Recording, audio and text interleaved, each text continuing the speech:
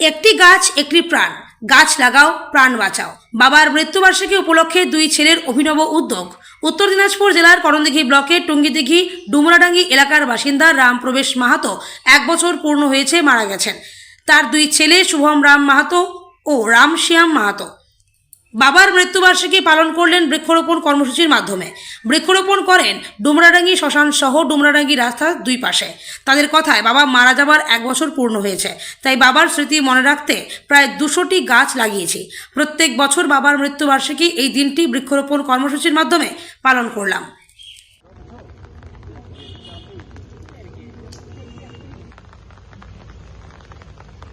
তোমার নাম? আমার নাম শুভম রাম মাহাতো। আজকে কি উপলক্ষে এখানে গাছ লাগাইছেন?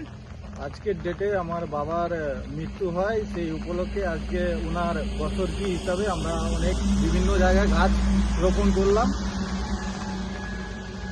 কোথায় কোথায় গাছ লাগিয়েছেন? আমাদের গ্রামে, তারপরে আমাদের হনুমান মন্দিরে, আমাদের এই ডুমরাডাঙ্গি মোড় শ্মশানে। কি কি গাছ লাগিয়েছেন? গাছ তো বিভিন্ন গাছ আছে, তার মধ্যে বেশিরভাগ আম, লিচু, পেয়ারা, এই সমস্ত গাছ আমরা।